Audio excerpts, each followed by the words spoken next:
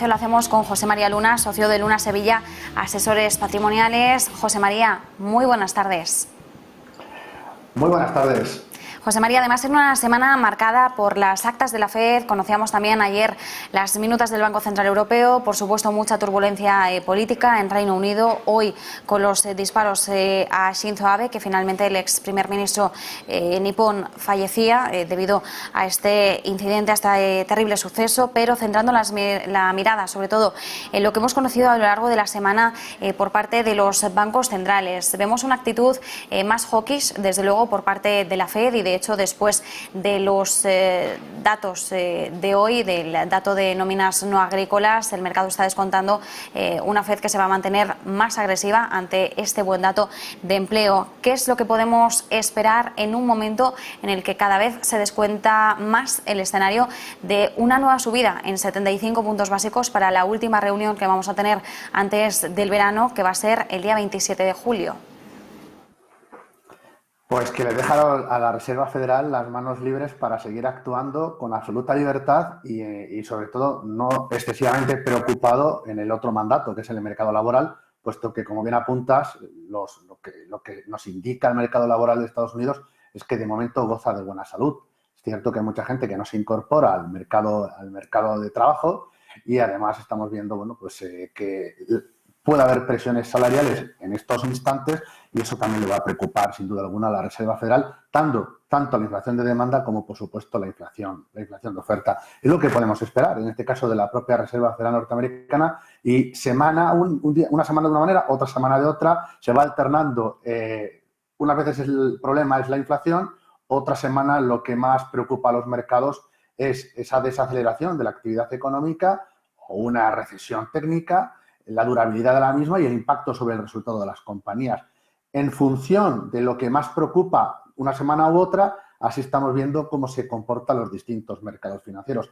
¿Qué preocupa más? La inflación y que la Reserva Federal puede subir los tipos de interés siguiendo el guión. Evidentemente, lo que vemos es girar los tipos de interés norteamericanos al alza, fortaleza del dólar, porque el Banco Central Europeo sí, dice que va a hacer, pero de momento no hace absolutamente nada. Todo es dialéctica y estamos viendo la enorme diferencia de lo que es la inflación, los problemas que tenemos en Europa, con Alemania empezando a pesar mal y que si no se soluciona el conflicto bélico probablemente vamos a tener un otoño muy, muy complicado, no solo en Alemania, sino también en el resto de Europa, con problemas graves de inflación y no tenemos el mercado laboral como tiene la fortaleza como la tiene en Estados Unidos, ¿no?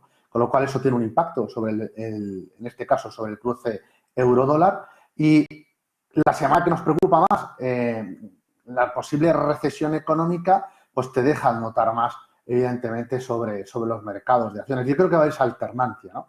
Es muy difícil intentar actuar sobre los tipos de interés sin dañar excesivamente al crecimiento económico. Si alguien lo puede hacer, no cabe la menor duda que va a ser, en este caso, la Reserva Federal, repito, por la fortaleza, en este caso, del mercado laboral. Con lo cual, en el supuesto caso de que hubiera una recesión económica en Estados Unidos y que afectara al comportamiento de los beneficios de las compañías, probablemente no tenga mucha duración en el tiempo. Y en ese sentido, pues gran parte de las caídas que ha habido en las bolsas, no podemos decir que hayamos visto lo peor, pero a lo mejor no estamos tan lejos.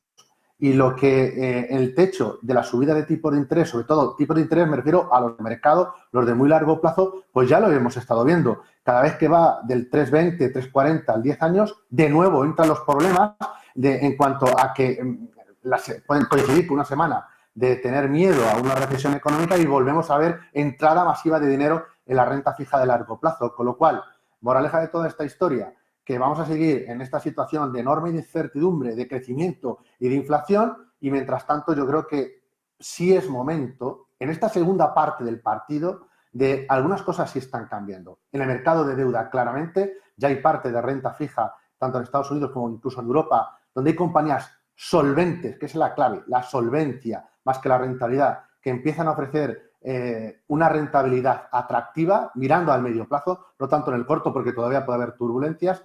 Y en el caso de la renta variable, podría decir que también, pero quizás ahí habría que adoptar una postura más de prudencia porque viendo primero los datos de empleo y en segundo lugar porque es verdad que ha habido un balón de oxígeno por la relajación del precio de las materias primas, pero en cualquier momento podría haber de nuevo ciertas tensiones. Con lo cual, en el caso de la renta variable, yo no asumiría más riesgo del que tenemos en estos momentos. En todo caso, sí reducir ligeramente la exposición de Europa, sí ligeramente los valores cíclicos e incrementar aquellos que son un poquito más orientados hacia crecimiento y, por supuesto, Asia, que empieza a despertar, y si se confirma ese despertar, como decíamos la pasada semana, pues si uno siguió los consejos que dábamos el viernes pasado, pues seguramente tendría algún fondo de bolsa asiática que seguramente no le habrá ido nada mal en la semana.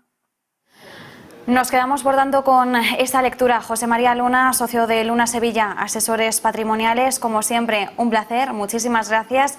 Buen fin de semana y que vaya bien el Camino de Santiago. Eso esperemos, que vaya bien. Cuidaros mucho. Buen fin de semana.